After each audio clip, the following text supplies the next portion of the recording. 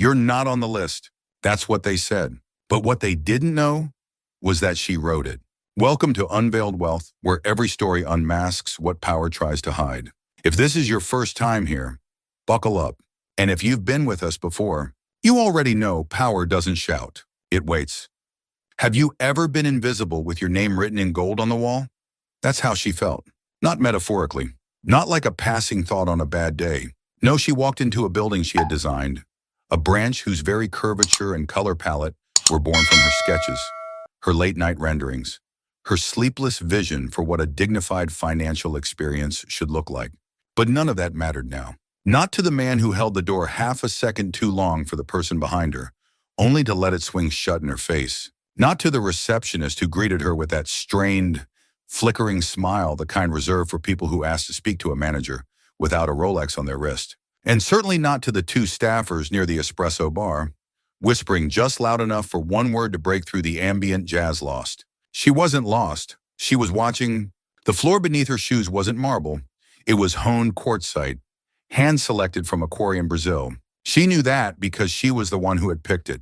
The subtle veins of amber and smoke were meant to evoke both warmth and sophistication.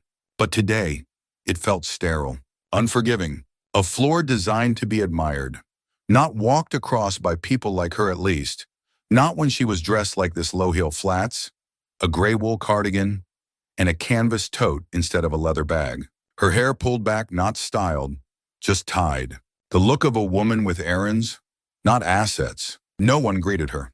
The concierge made eye contact with the client behind her. The security guard subtly adjusted his posture when she moved closer to the private banking desk. And the young woman seated behind that desk, red lips, stiff posture, thin patience, didn't even glance up. Appointments only, she said, eyes still on the screen. Platinum clients use the upstairs lounge. You'll want the standard service line. That way, her finger pointed like a traffic cone, bright, warning, dismissive. The woman didn't reply. She simply turned her head, scanned the room with a quiet grace that unnerved people used to being the center of attention, then took a step forward. Just one, and that was enough. The tone shifted. The girl at the desk straightened, glanced up, then frowned, as if seeing the face in front of her required a recalibration she hadn't practiced. Ma'am, this space is for high-value clients only. We'll need to escort you to the other counter. Still, the woman said nothing. She looked past the girl, up to the glass wall behind the reception desk, etched subtly with a geometric pattern she had commissioned herself. The pattern was inspired by cascading light, meant to evoke openness, transparency. Irony, she thought, was sometimes best appreciated in silence. The manager was called. You could hear the difference in footsteps, faster, flatter, practiced authority. He came out smiling, but the smile didn't touch his eyes. Hi, is there something we can help you with? She didn't blink, didn't move, just tilted her head slightly and replied, No, but I'm here to help you. He chuckled, awkward. I suborn wonders. And who are you assisting today? Her pause was surgical. Then, with a voice so even it made the room lean in, she answered, Your culture. For a second, no one moved. Then, as if choreographed by some invisible cue, the manager's posture shifted, defensive, confused. He looked toward the security guard not for danger, but for backup. She didn't let him speak again. She reached into her tote, pulled out a black leather folder, and laid it on the counter with such quiet certainty that the ambient jazz seemed to drop a decibel. No fanfare, just a document with a logo embossed in gold. The architectural firm responsible for designing the flagship branches of the institution. Her name, Ruan, embossed. At the bottom, that was the moment the receptionist blinked. The manager swallowed, and the security guard suddenly remembered where he had seen her face before, on the plaque in the atrium. Visionary partner of the Belmont Reserve experience. But by then, it was too late. She had already seen what she needed to see, because sometimes silence is an absence. It's observation and power. It doesn't always enter wearing a suit. Sometimes it wears flats and watches. And waits. If that made your gut twist a little good, that's what this space is for. Go ahead, comment, or subscribe if you've ever been mistaken for less than who you are. And if not, stick around anyway. Because part 2, That's when the floor starts to shift. She sat, not like a guest, not like a trespasser, like a woman reclaiming something the room forgot it owed her. The chair beneath her was walnut-framed, upholstered in Italian boucle. It was meant to say exclusivity, but right now, it creaked under the weight of history, hers and theirs. A history none of them cared to ask about. Across the room, someone at the counter whispered. A glance was exchanged. Then another, "Gasiwa." And then came the thing more cutting than words, deliberate indifference. The receptionist's posture stiffened as she turned her monitor ever so slightly, shielding it from view as if from a threat. The security guard shifted again 2 steps to the left, arms crossed like a human barrier, eyes flicking every few seconds in her direction, but never long enough to be accountable. The jazz music piped through the hidden speakers tried its best to smooth the edges, but there was a sharpness in the air now, a static tension humming between luxury and hostility. The kind of tension you don't feel unless you've spent a lifetime being read as a question before being heard as a name. The woman reached into her bag. Not fast, not theatrical, just slow enough to make 2 different staff members instinctively flinch. What she pulled out wasn't a threat. It was a notebook. Soft leather cover, worn corners. The kind of object that carries more memory than ink. She opened it with a fingertip, calm and steady. Inside a floor plan, the current branch layout. Her layout. She marked something with her pen, then paused. Meanwhile, a new client entered, blonde, mid-30s, white trench coat, phone in hand. She barely crossed the threshold before the receptionist was on her feet with a smile. "Welcome, Mrs. Adler wanted to Kurine on Ashun. Would you like something to drink while we prep your file?" Not 3 seconds later, a junior banker appeared from nowhere. "Private lounge is ready. Let me take your coat." The contrast wasn't loud, but it was deafening. The seated woman watched silently, not with jealousy, with precision. She wasn't logging behavior. She was logging culture. And culture doesn't lie. The elevator dinged. A junior staffer emerged, holding a tray of bottled water and cappuccinos. He glanced over, froze, then looked away quickly, as if her presence short-circuited whatever script he'd been trained to follow.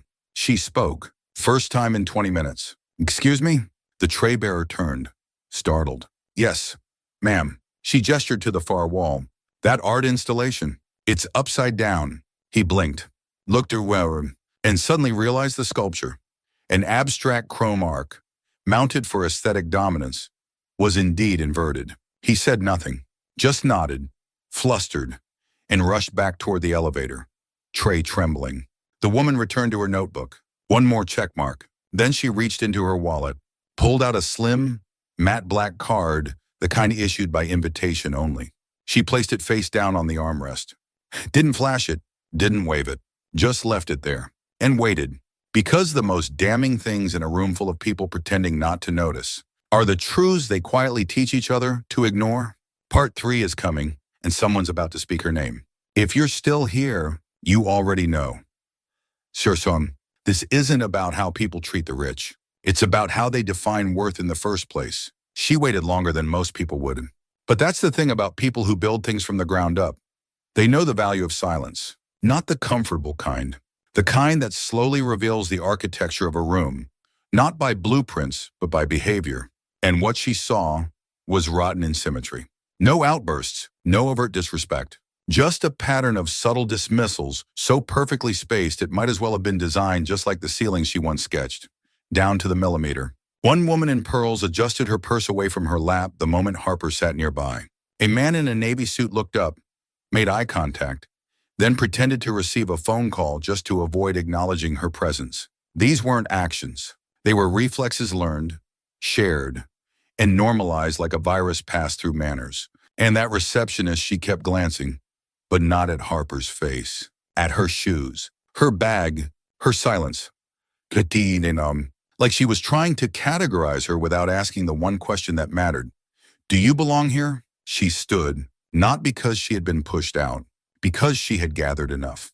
The heels of her flats didn't echo, they absorbed. Soft rubber soles meeting imported quartzite like a signature no one saw being written. She didn't move fast. That's not how storms arrive. She walked to the end of the hall, past the glassed-in lounge where affluent clients whispered about vacations and volatility, past the digital art wall she herself had once commissioned, now flickering with a frozen slideshow no one maintained. And then she turned right, stopped in front of a nameplate: Graham Hastings, Vice President, Client Experience. The lettering was laser-etched into brushed steel, mounted with magnetic standoffs that she had personally approved 3 years ago. Behind the door, muted voices. One laugh. A chair creaking. She didn't knock. Not because she was rude, because this wasn't a visit. It was a return. The receptionist's voice cracked from behind. Ma'am, Mr. Hastings is in a meeting right now. He's not available without. She opened the door. Inside, Graham stood at the far end of a long, walnut desk, holding a cappuccino in one hand and gesturing at a junior associate with the other. They both turned. The associate froze. Graham didn't. Not at first. His brain did what most people in power do when confronted by someone they don't recognize, but sense they should. He smiled faintly, falsely, buying time. His eyes dropped to her badge, but she hadn't shown one yet. His tone was rehearsed and just polite enough to shield ego. I'm sorry. I think you may be looking for the client services desk on the other. She opened her notebook, page 27. She didn't raise her voice. Just started reading. The vertical slats behind the welcome counter have been replaced with synthetic veneer. The original finish was certified carbon neutral. Your substitute isn't. Ada seating was relocated last quarter without updated routing paths. The new layout fails lateral clearance by almost 4 inches. Oh, and the LED sculpture in the atrium. You mounted it upside down. He blinked. I'm sorry, who are you with? She closed the notebook with a soft thud that landed like thunder in a soundproof room. I'm with Integrity. Yours. Minadan. Sharanam. What this place used to have before it got optimized into oblivion. He opened his mouth again. She raised a card. Not a credit card. Not even a corporate badge. A matte black access card with a gold-foiled monogram, her initials, embossed clean into the surface. The kind of signature that doesn't need a title because it carries history heavier than hierarchy. That's when it clicked. The shift was almost imperceptible, like watching a building realize its foundation had been poured wrong. His pupils dilated. His stance faltered. Missu. Harper, I wasn't informed that you were. No one was, she said. That's the point. Criti turned into read on Serentori. And here's the thing. People like Graham don't collapse from confrontation. They collapse from recognition when they realize the system they manipulated was built by someone who already knew what they do and documented it. You moved the chairs to make room for a promotional kiosk, she added. Do you remember what the space was originally designed for? He didn't answer. She stared at him like an architect inspecting a hairline crack, silent, focused, unimpressed. It was for dignity, for approachability, for a guest who's nervous about their first mortgage to sit beside someone, not beneath them. I didn't think. No, you calculated, she corrected. There's a difference. The junior associate hadn't moved, still frozen behind the desk, breathing shallow, eyes darting between power and protocol. And here's my favorite part, not a single person interrupted. Because silence in a luxury space isn't absence. It's pressure. And this room was about to buckle. She turned slightly. One more thing. Mr. Hastings, when you filed the cost-saving report for this renovation, you cited client behavior patterns to justify layout changes. Did you mean all clients? He didn't respond. You didn't, she said. And with that, she walked out. Not fast, not slow, but steady, like a structural beam being removed from the building it once held up. Because the loudest thing a forgotten founder can do is remember. She didn't return to the main floor. Not yet. She took the back stairwell concrete steps worn smooth by decades of shoes more forgotten than celebrated. Her fingers skimmed the railing as she descended. Not out of need, but memory. The kind of memory that lives in muscle, not mind. And at the bottom of those stairs, in a hallway lined with forgotten promotional posters and old HR slogans peeling at the corners, stood someone who should have never been erased. Her name was Naomi. Early 40s, Sonias, former compliance liaison, walked out 2 years ago after filing an internal complaint that never made it past the third email. HR labeled her disruptive. The system labeled her non-strategic. But Harper, she remembered every word Naomi had written because Naomi had been right. Naomi stood with her back to the bulletin board, arms crossed, eyes locked not on Harper, but on the glass office at the far end of the corridor. They never changed the locks, she said quietly. Her voice had the same cadence it always had, precise, steady, the voice of a woman who had been ignored just long enough to grow dangerous. Harper smiled not with joy, but with recognition. Of course they didn't, she replied. They never believe anyone's coming back. And that's how the audit began. Not with cameras, not with press. With two women in a hallway no executive had walked through in years. They opened a door marked storage client files. Not digital files. Real ones. Paper, the timbo, inky. Margin notes. Highlighted excuses. Physical evidence of who had been dismissed and why. And within 5 minutes, they had what they needed. Notes like client appeared combative scribbled in red, next to accounts flagged simply for asking too many questions. Folders where names were underlined, not for verification but for vetting. One file had a sticky note with nothing but a question mark and the word accent. Harper didn't flinch. Naomi didn't blink. They kept reading, one page at a time. They unspooled the whisper network the institution had built to protect its polish while quietly scrubbing its conscience. Meanwhile, above them, the executive team was still unaware, still pretending everything was under control. But you know what's funny? The people who always claim we didn't know are usually the ones who paid to look away. And now the receipts had faces, and timestamps, and names. Naomi reached into her satchel and pulled out a USB stick. She didn't say where it came from. She didn't need to. Harper took it, slid it into her tablet, and watched a dozen folders populate the screen. Internal appeals, unresolved. Client audio flags, not filed. Incident cam footage, tagged private. It was all there. The system hadn't failed. It had functioned exactly as it was built, and that was the most damning truth of all. Harper turned to Naomi. Are you ready to be seen again? Naomi exhaled once like someone releasing 2 years of invisible weight. I didn't come back to be seen, she said. I came back to finish what they were afraid I'd started. And Harper, she just nodded. Because when quiet women whisper the truth, systems tremble. The next morning, the floor looked the same.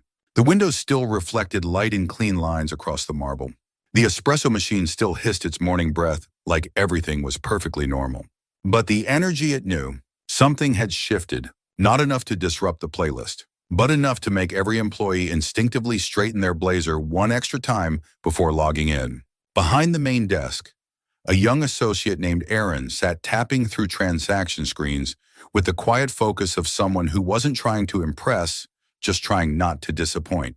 She wasn't loud, wasn't high-ranking. She was new, but she saw everything. She saw how Harper had been treated the day before. She saw how no one apologized, no one corrected, no one followed up. Just a whole lot of let's move forward energy floating above unspoken guilt. At 9:42, Avery, Harper returned. Not in black this time. Same flats, same bag. But this time, no notebook. And the lobby froze. Not physically, socially. Like everyone collectively realized the test had started again, and no one had studied. Aaron stood up. Good morning. Ma'am, can I help you? It wasn't just a greeting. It was an anchor, a lifeline tossed into a room full of people drowning in complicity. Harper looked at her, really looked, and smiled. Not politely, genuinely. That alone made 2 other employees glance up from their screens in alarm. Because sincerity in a place built on optics is disruptive. A man named Carl, mid-40s, client manager, proud of his email signature, moved quickly toward Aaron. Not aggressively, but firmly. That's okay. Aaron, we've got it from here. She didn't sit down. She was here yesterday, Aaron said, still facing Harper. And no one welcomed her. Carl's smile tightened. I said we've got it. Behind his eyes, you could almost see the fear masquerading as mentorship. And here's where it gets real. Because this is the moment every system counts on, where someone good hesitates just long enough to fall back in line. But Erin didn't. She deserves the same courtesy we give everyone else, she said. Her voice wasn't raised, just anchored, like truth spoken without anger. Only conviction. Carl stepped closer. Let's talk in the back. Quickly. It wasn't a request. It was a warning dressed in team player clothing. Harper didn't move. She didn't intervene. Because the moment wasn't about her. It was about whether the building she had created would finally hold someone else's spine upright. Erin looked between Carl and Harper, then down at her name badge, as if asking herself who she'd rather disappoint, her manager or herself. She nodded once, not to Carl, but to Harper, then sat down, slowly, deliberately, still watching. And Harper she said nothing, but inside, something shifted, because she wasn't looking for heroes. She was looking for fractures in the silence. And Erin went on. She just became the first crack in the glass. She didn't take the stairs this time. She wanted them to hear the elevator, the soft metallic hum as it ascended toward the executive floor, the ding that usually meant a client had arrived. Or worse, a complaint had. But today, it meant something quieter, heavier. It meant that the architect had returned not to remember, but to reveal. The air up there was cold in that curated, expensive way that mimics confidence, but smells a little too much like filtered citrus in denial. The floor was spotless, sure, but the silence was polished even harder. She scanned her card. No alarm, no revoked access, because that's how arrogance works. It doesn't lock you out. It erases your relevance and assumes you won't come back. The door opened, same layout, same desk, but someone had moved her chair, replaced it with something ergonomic, sleek, impersonal, and utterly forgettable. The cedar oil diffuser had been swapped for bergamot. Another little revision, as if scent could overwrite memory. She sat or powered on the console and watched the system wake like a dog sniffing for old instructions. She wasn't removed from any permissions, just not mentioned. She typed, internal complaints flagged for escalation 187. Clients marked for special attention based on unverified criteria 312. Almost 80% linked to zip codes that told a story no one at the top wanted to read. She clicked open the flagged cases, footage in 201 for notes that weren't criminal but corrosive. Terms like too assertive, uncertain tone, risk markers undefined. She didn't react, just breathed in. And here's the thing, sometimes the way a woman exhales tells you more about the institution than its entire mission statement. She dragged the files into a folder, named it what it was, structural, because this wasn't random. It was engineered, not failure, function. The system didn't break. It performed exactly as designed. She didn't scream, didn't forward. She rerouted, compliance oversight, internal review, and one private mirror share to the board chair's direct drive. A ping confirmed it. Not dramatic, just done. You know what I love? When quiet people start moving like they know the building better than the people managing it. Because, they usually do. And when they stop asking for change and start embedding it into the infrastructure that's not a protest, that's architecture. She sat back. No one upstairs had noticed. Yet, but beneath her fingertips, the foundation had already shifted. The room didn't know it was shaking. Not yet. But it would, because rot doesn't announce itself with noise. It gets excavated line by line, name by name, line item by line item. And Harper, she had just hit send. The email went out at 7:58 a.m. It wasn't marked urgent. It didn't come from her address. Just a subject line policy review briefing, attendance required, sent from a system-level relay. No one questioned it. That's the thing about institutions built on hierarchy when something sounds procedural. No one asks who's really pulling the strings. By 9 the glass conference room on the top floor was full. Directors were me and department leads. Even the ones who usually delegate downward showed up. Their egos curious. Their anxiety just under the surface like heat before a boil. The lights were a touch too bright. The air a little too dry. The coffee machine down the hall hissed its mechanical breath like a warning no one heard. Naomi was already seated. She didn't speak. She just tapped a file open on the center screen and let the silence do the rest. Across the table, chairs adjusted, collars stiffened. Someone cleared their throat too early and too loud. And then the door opened, not with a bang, with a breath.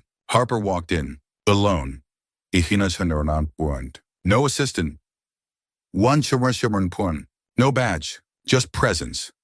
Sunuwasa Sawarn. She didn't scan the room. She already knew who was there. She simply walked to the end of the table, placed a folder on the brushed aluminum surface, and took the only seat that hadn't been claimed, the one at the head. It was only then that someone whispered her name.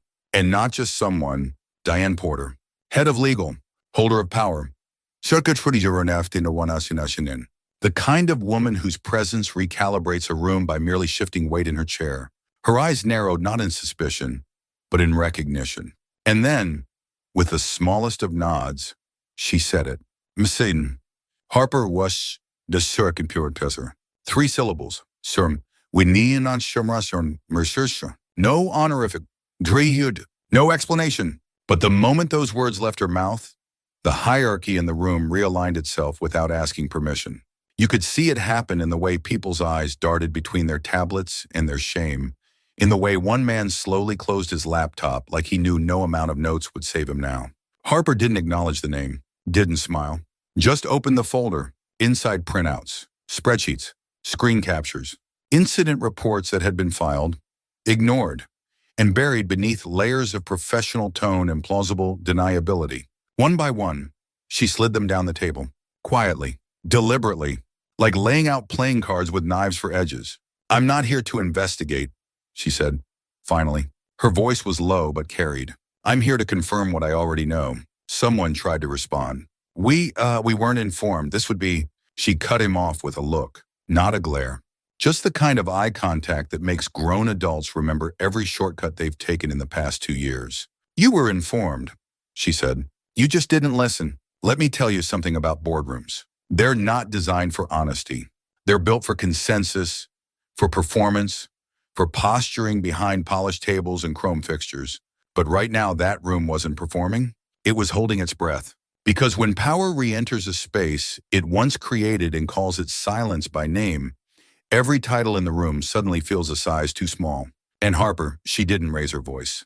She didn't have to, because when Diane Porter speaks your name in front of people who thought they erased you, you've already won. No one moved, not even Diane.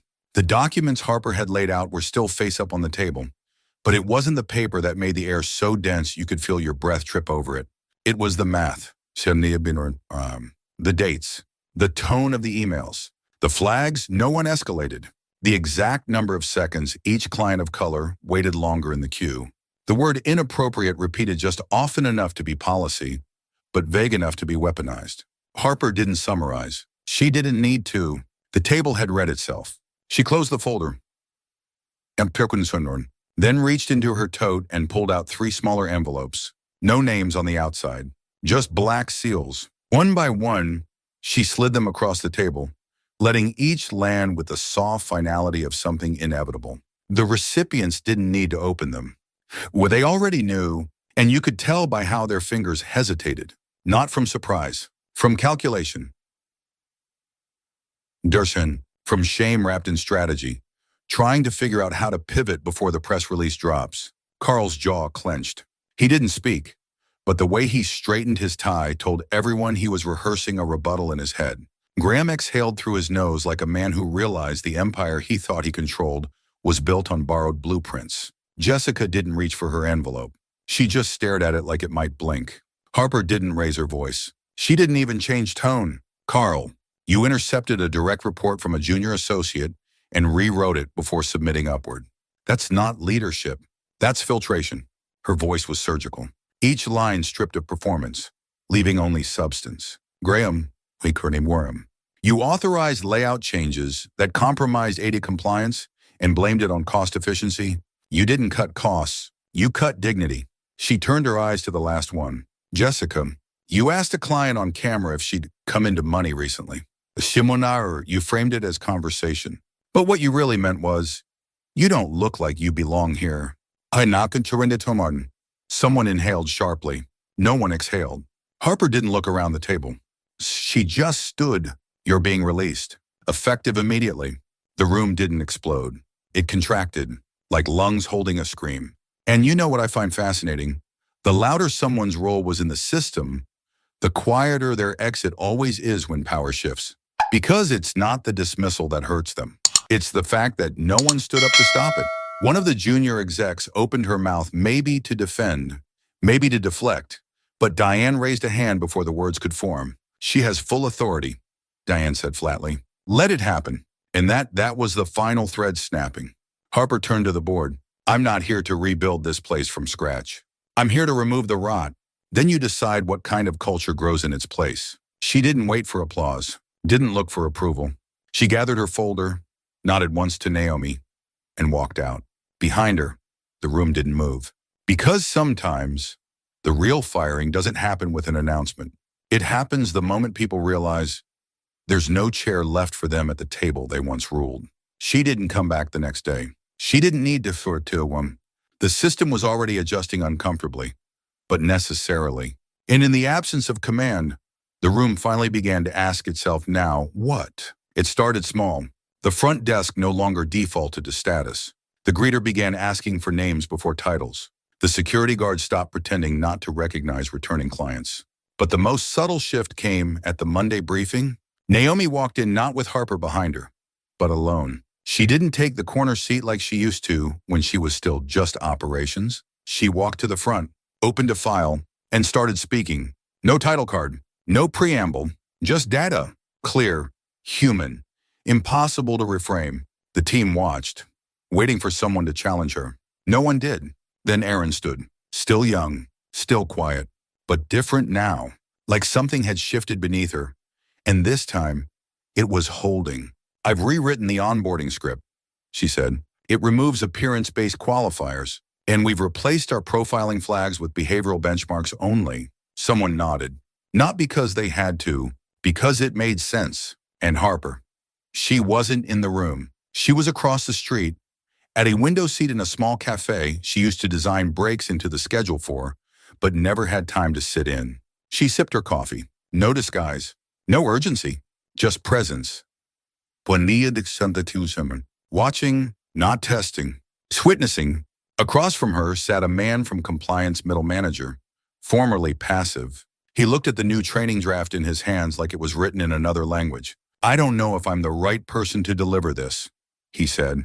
Harper stirred her drink. That's how you know you are. He blinked. Because I'm nervous. No, she replied. Because you asked. Let me tell you something. Leadership doesn't always look like a promotion. Sometimes it looks like a question. Sometimes it looks like handing the pen to someone who thought they weren't allowed to write policy. And sometimes it looks like sitting across from a person who once feared your silence and now respects your calm. Back in the building, the digital signage changed. Not the colors, not the logo, just one line at the bottom, added in Helvetica Neue. Every interaction is a decision, not a slogan. Nasharnemans, a mirror, Naomi finished her briefing. Aaron handed out the new equity scripts, and no one asked. What would Harper do? Because now, they knew how to ask better questions. There's something about watching a door open for someone who once had to leave through the back. It doesn't make noise. It makes memory. And memory, when you finally let it re-enter the room, changes everything. The Tuesday morning meeting was routine on the calendar. All hands, topic policy continuity. But the air wasn't routine. It held that kind of weight people feel when they know a shift has begun, but haven't yet been told what shape it will take. The same conference room, same table. But this time, the screen didn't flash a pie chart. It held a single sentence, centered on white. If we were wrong then, what would right look like now? No one spoke, not at first. Then Naomi stepped forward and introduced a name not heard in that room in over 2 years. Some of you remember Javier. A few heads turned, a few eyes narrowed not out of recognition, but out of the discomfort that comes with being confronted by something you tried to forget. He had been a branch manager. Smart. Firm. Too firm. Some said, too passionate. Others added, that was code. Of course, code for someone who asked too many questions and didn't dress up his objections in corporate syntax. He had been pushed out quietly, without a headline, just performance reviews with terms like alignment issues and cultural friction. But now, he walked in through the front. No hesitation, no apology, no audition. He didn't thank anyone for the opportunity. He didn't grovel. He nodded once. He said what was he did, then took the floor. I'm not here to fix what happened, he said. I'm here to build something that makes sure it doesn't happen again. He opened a folder, one not full of stats, but staff notes. And from tellers, from interns, from the back office and the front line, what they needed, what they were afraid to say, what no one had ever asked. I call this the floor report, he said, because that's where truth starts. And Harper, she wasn't in the room. She was in the lobby, not watching, listening. She heard his voice not through a speaker, but through the silence that followed each sentence. That's how you know a room is changing, not when people clap, but when they stop looking at each other for permission to agree. And you know what I love? People who were once silent don't come back louder. They come back clearer, because nothing speaks like someone who already knows the price of being ignored. Javier closed his folder. No pitch, no mission statement, just one line before he stepped aside. This time, the floor has a voice, and it's staying on. The room was too cold, not by thermostat, but by tension. The kind of cold that lives in pores, not skin. The kind of air that dries out your throat just enough to make your voice crack when you most need it steady. 12 chairs, 12 faces, and one silence stretching like a wire across the table, pulled so tight even the soft click of a pen cap echoed like a verdict. Harper didn't take her usual seat. She stood by the glass wall, hands clasped, watching the city move below like it had somewhere more important to be. Behind her, Diane sat at the head of the table, not because she wanted to, but because everyone else was too afraid to. The screen showed a single-line review of Executive Continuity Phase 2, but no one was looking at it. They were looking at each other, waiting, not for information, for signal. That's what power does in rooms like this. It stops functioning as directive and starts functioning as gravity. The kind that makes people orbit what they think they should say. One man finally broke the silence. We've started the restructuring. Compliance is being retrained. Branch metrics are shifting toward behavior-first reviews. Another nodded. Customer satisfaction has increased. Social sentiment is neutral to positive. No visible blowback. The words came fast. Like armor, Harper didn't turn, didn't speak. She didn't have to. Her presence was the question they kept trying not to hear. That's the trick with executive spaces. It's not about who talks most. It's about who they keep checking the corner of their eye for. Diane finally spoke.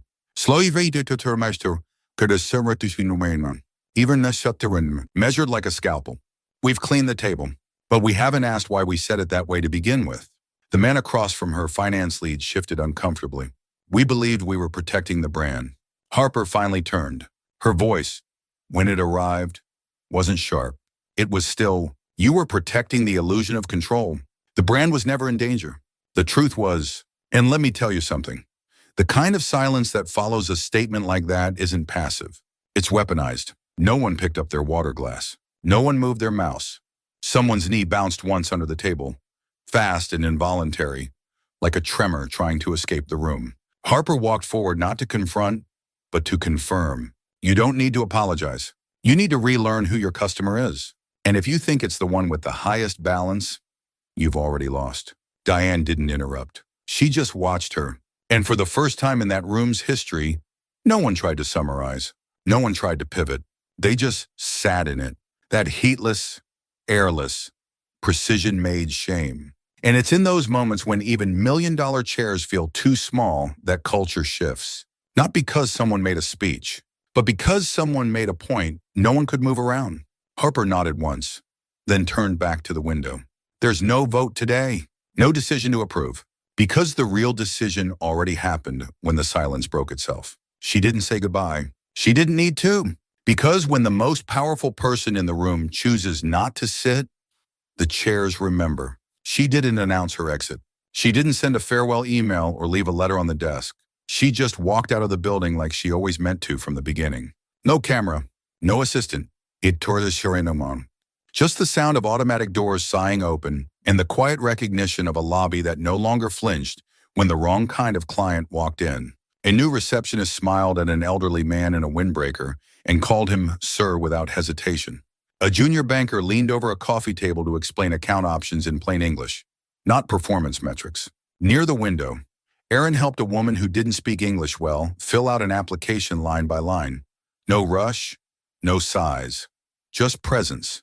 And Naomi She stood in the center of it all, clipboard tucked under her arm, eyes on the staff, not the screens. She wasn't micromanaging. She was witnessing the design hold its own. Outside, Harper paused on the sidewalk.